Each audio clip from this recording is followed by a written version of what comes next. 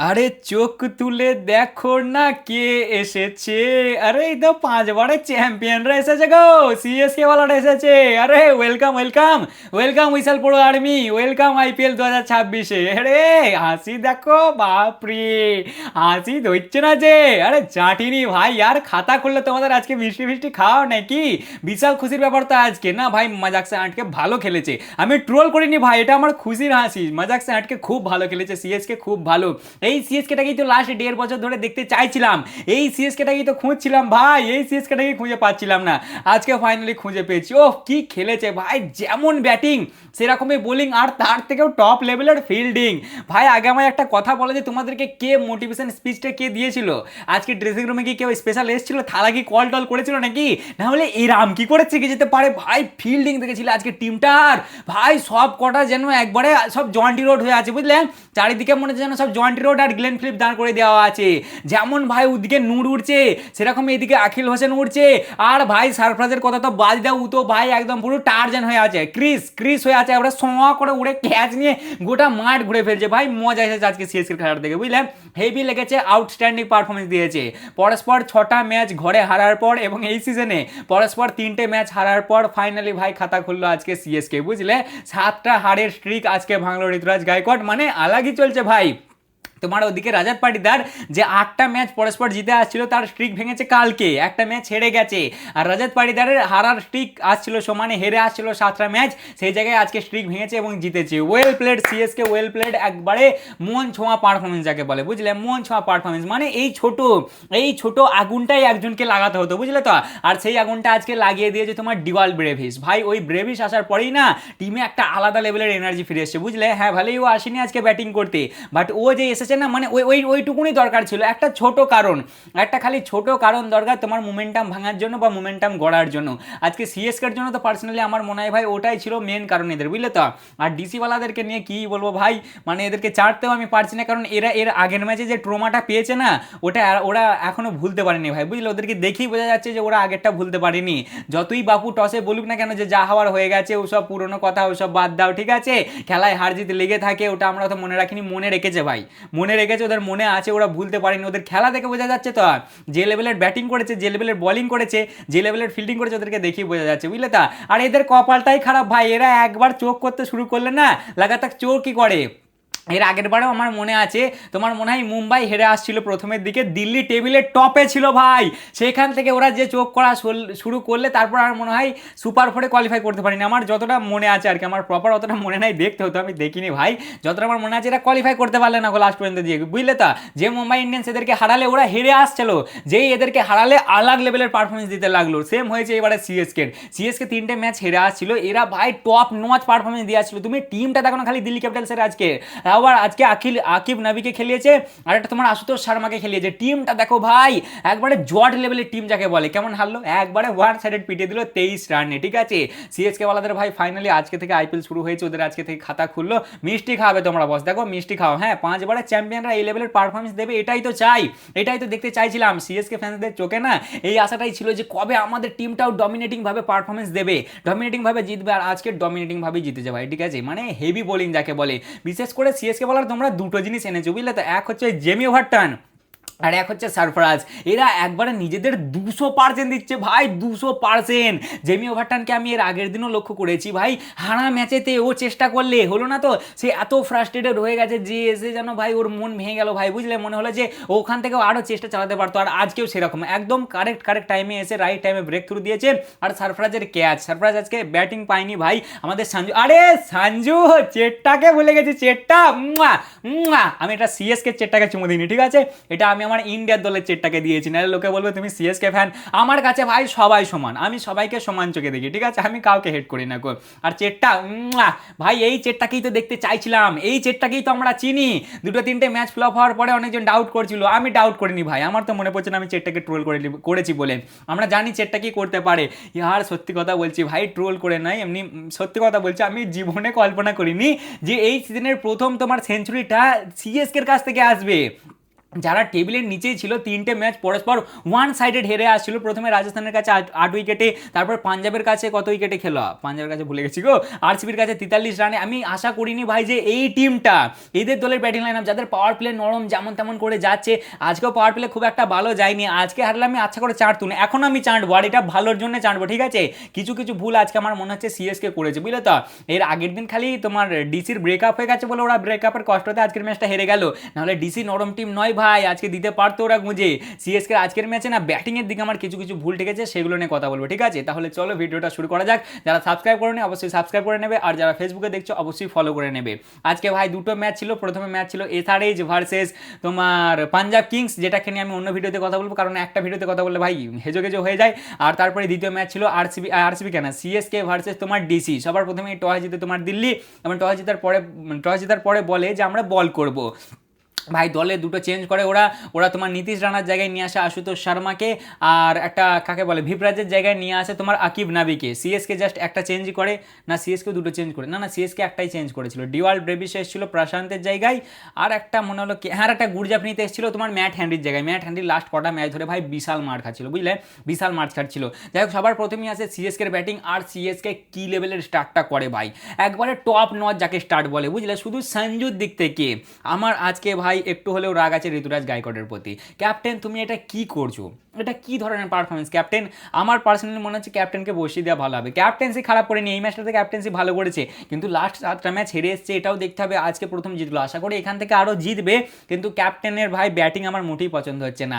18 বলে 15 রান, হ্যাঁ 18 বলে 15ই তো না, 15 বলে 18 কত করেছে, 18 বলে 15 রান, 18 বলে 15 রান 83 স্ট্রাইক রেটে, যেখানে সঞ্জুদা ভাই তোমার 26 বলে 50 কমপ্লিট করে দিচ্ছে, সেখানে এই ভাই সাহেব 18 বলে 15 রান। আর এই মাসটায় যদি আর শুধু যে এই ম্যাচটাই হয়েছে এরকম নয় ভাই, এর আগের ম্যাচগুলোতেও তোমার আরআরের বিপক্ষে 11 বলে 6 রান, পাঞ্জাবের বিপক্ষে 22 বলে 28 রান, তারপরে হচ্ছে তোমার আরসিবির বিপক্ষে 3 বলে 7 রান। এটা কি হচ্ছে ক্যাপ্টেন, এটা হচ্ছেটা কি?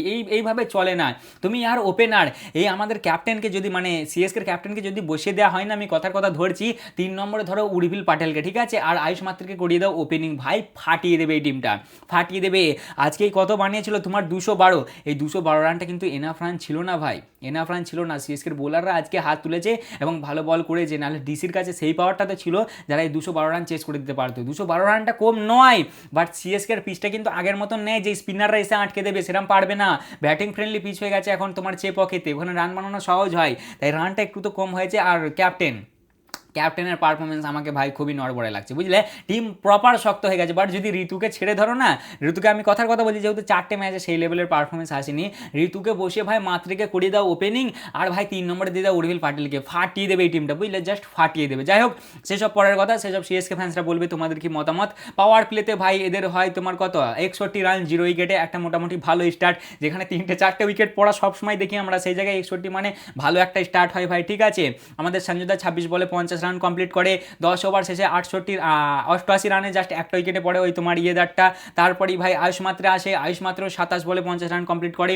হ্যাঁ যদিও আজকে দিল্লিওয়ালারা ফিল্ডিং খুবই খারাপ করেছে, দিল্লিওয়ালাদের আজকে মনে হচ্ছিল ম্যাচে যেন মন নেয়, বুঝলে তো, ওদের মন সেই আগের ম্যাচটাতেই আটকে আছে ভাই, ওরা এখনো ভুলতে পারেনি। 2বার না 3বার ক্যাচ ড্রপ হয়েছে আয়ুষ মাত্রেকে একবার 54 রানে ড্রপ করেছে তোমার কি বলার নামটা, আরে ভুলে যাচ্ছি, ও কি আগের দিন যে রান করতে পারলো না ডেভিড মিলার 54 রানে ড্রপ করেছে।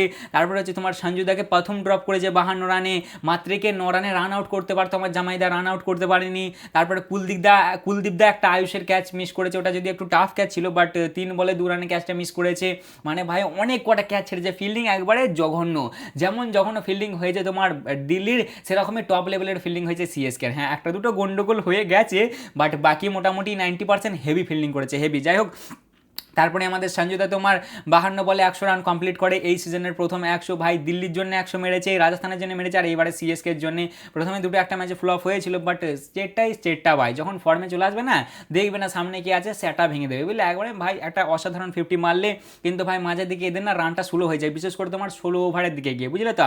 চেটটা যদিও 50টা তোমার 18 ওভার কমপ্লিট করেছে, বাট 16 ওভার থেকে এদের হালকা একটু স্লো হয়ে গিয়েছিল। প্রথমের দিকে মোটামুটি ভালোই চলছিল গাড়ি, মোটামুটি কত ওভার পর্যন্ত দেখবে তোমার ওই 15 ওভার পর্যন্ত ভালোই চলছিল, 15 ওভার শেষে 160 রানে একটা উইকেট, তখন মাত্র তোমার কত এটা 29 না 24 কত লিখেছি কি জানি, 24 বলে আই থিঙ্ক 53 রানে, আর সঞ্জুদা 43 বলে 90 রানে, মানে ভালোই চলছে ভাই গাড়ি।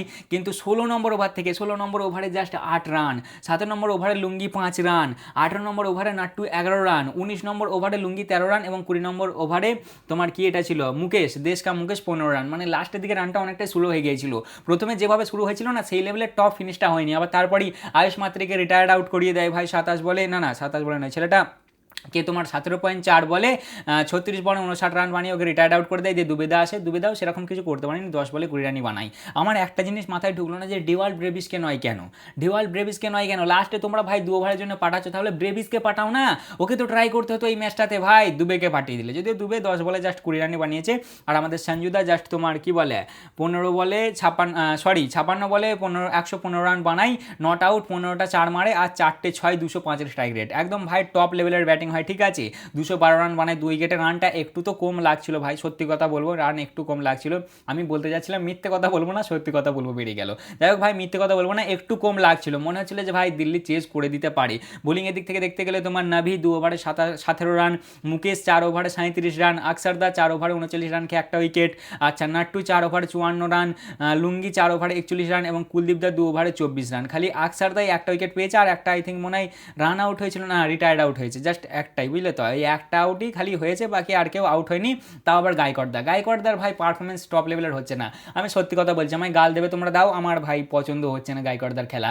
একটা ওপেনার যদি ওরম করে খেলে কি করে কি হবে বলো দেখিনি। যাই হোক, তারপরেই আসে দিল্লির ব্যাটিংয়ে ভাই প্রথমেই আজকে তো আবার ইম্প্যাক্ট প্লেয়ার হিসেবে তোমার নিয়েছিল যতটা সম্ভব, আখিল খেলছিল আর কি, মানে আখিল প্রথম বলটাই নো বল প্রথমকে, ঠিক আছে, তারপরেই আবার 4 নম্বর বলটাও নো বল, বাট তারপরেও ওই ওভারটাতে জাস্ট 8 রানই খায়, এটা বেশ একটা শকিং ব্যাপার ছিল, বুঝলে, দুটো পরস্পর নো বল করার পরেও পাওয়ার প্লের প্রথম ওভারই জাস্ট 8 রানই খায়। তারপরে মোটামুটি একটা ভালো স্টার্ট হয়, ভালোই একটা গাড়ি চলতে থাকে, কিন্তু আমার জামাইদাকেই মনে হয় খালিল আউট করে দেয় 4.6, মানে তোমার 5 ওভারে আউট করে দেয়, জামাইদা 10 বলে 18 রান বানিয়ে আউট হয়ে যায়। আর তারপরেই তোমার 6 নম্বর ওভারটাতেই প্রথম বলই ড্রপ করে দেয় খালিল তোমার প্রথম নিশাঙ্কাকে, আর তারপরের বলই ধরে নেয় ডিওয়াল্ট ব্রেভিস, দুজনে আউট হয়ে যায় ভাই, প্রথম 24 বলে 41 রান বানাই, পাওয়ার প্লেতে 66 রানে 2 উইকেট পড়ে যায়। তখনও মনে হয়নি যে এরকম হেরে যাবে ডিসি, ঠিক আছে, ডিসির টিমটা শক্ত আছে, খারাপ নয়, ব্যাটিং অনেকটা লম্বা আছে। আজকে আবার আশুতোষ খেলছে, 3 নম্বরে তোমার কাকে পাঠিয়েছিল আজকে, 3 নম্বরে কে এসেছিল গো, 3 নম্বরে ছিল সামির রিজভি সেরকম একটা কিছু খাস করতে পারিনি। যাই হোক, পাওয়ার প্লে শেষেই তোমার আছে গুরজাপনিত, আর গুরজাপনিত প্রথম বলে এসেই ভাই আউট করে দেয় আকসারদাকে, সারফরাজ একটা ক্যাচ নেই, জাস্ট চুমু, টপ লেভেলের ক্যাচ, বুঝলে তো, 2 বলে 1 রান বানিয়ে আকসারদা আউট হয়ে যায়। তারপরেই তোমার 8 নম্বর ওভারটাতে জেমি ওভারটা এসে সামিরকে আউট করে দেয়, সামির 9 বলে 6 রান বানিয়ে আউট হয়ে যায়, সেটার ক্যাচ নেয় ব্রেভিস।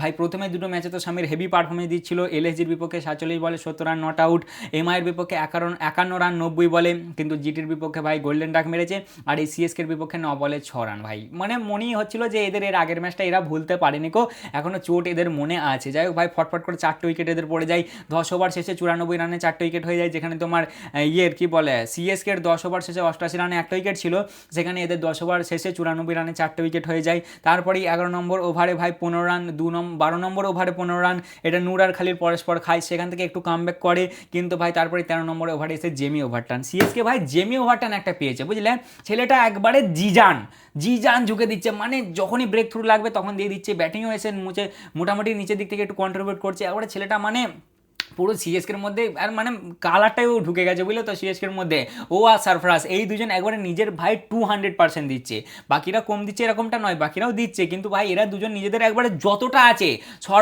সর্বোচ্চটুকু একবারে এখন নিংড়ে রস বের করে দিয়ে দিচ্ছে, যে নাও কি লাগবে নিয়ে নাও, ঠিক আছে।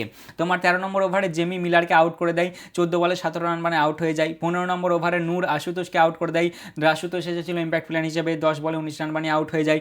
আচ্ছা, তারপরে 16 নম্বর ওভারে জেমি ওভারটা নাবিকেও আউট করে দেয়, নাবি প্রথম বলে এসে একটা 4 মারে, কিন্তু 2 বলে 4 রান মানে আউট হয়ে যায়। 16 ওভার শেষে 156 রানে 7টা উইকেট পড়ে যায়। তবে হ্যাঁ, টিস্টান স্টাফ দাঁড়িয়েছিল ভাই, স্টাফ মোটেই লড়ছিল না, লাস্টে 10 বলে লাগে 30 রান, একটা বেশ ইন্টেন্স মুভমেন্টস, মনে হচ্ছিল ভাই স্টাফ কিছু করবে, কিন্তু ওভারটান আসে 19 নম্বর ওভারে 3 বলটাতে স্টাফকে আউট করে দেয়, 38 বলে 60 রান বানিয়ে স্টাফ আউট হয়ে যায়।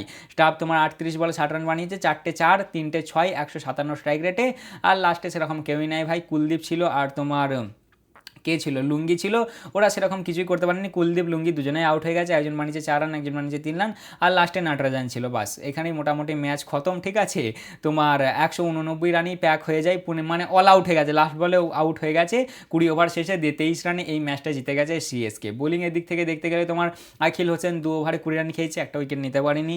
আচ্ছা, খালিল আহমদ 3 ওভারে 40 খেয়েছে, একটা উইকেট নিয়েছে। প্রথম উইকেট খালিলের এই টুর্নামেন্টে ভাই, এর আগে খালিল উইকেট পায়নি, মানে এই 3টে ম্যাচ খেলে এসছে আর মারও খেয়েছে। আনসুল কাম্বোজ AK 47 4 ওভারে 35 রান খেয়ে 3টে উইকেট। গুরজাপনিত সিং 4 ওভারে 39 রান খেয়ে একটা উইকেট। আচ্ছা, জেমি ওভারটন 4 ওভারে 18 রান খেয়ে 4টে উইকেট। জেমি বলছি না ভাই, 4.5 ইকোনমি, 4 ওভারে 18 রান খেয়ে 4টে উইকেট। আর নূর আহমদ 3 ওভারে 36 রান খেয়ে একটা উইকেট। নূরেরও এটা প্রথম উইকেট ভাই, নূরও মোটামুটি তোমার 7টা-8টা ইনিং ধরে না সেরকম উইকেট পাচ্ছিল না। তা মোটামুটি এই ছিল আজকের ম্যাচের খবর। হেভি পারফরমেন্স দিয়েছে ভাই, হেভি। কালকে ম্যাচ আছে MI ভার্সেস RCB। দেখ ভাই, আজকে আমার দুটো প্রেডিকশন ছিল, তার মধ্যে একটা ঠিক হয়েছে, ফাইনালি আমারও একটু কামব্যাক হয়েছে। এর আগের ম্যাচটাতে আমি বলেছিলাম যে পাঞ্জাব জিতবে, পাঞ্জাব জিতেছে। এটাতে বলেছিলাম DC জিতবে, বাট DC হেরে গেছে, এটা আমার একটু ফলস হয়ে গেছে।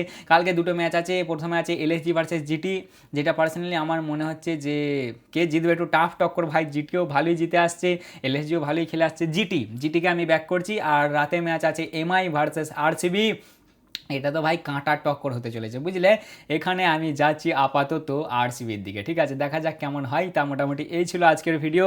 কেমন লাগলো অবশ্যই জানাবে, ভালো লাগলে লাইক কমেন্ট শেয়ার অবশ্যই করবে। দেখা হচ্ছে আবার পরের ভিডিওতে। চলো, ততক্ষণের জন্য টাটা।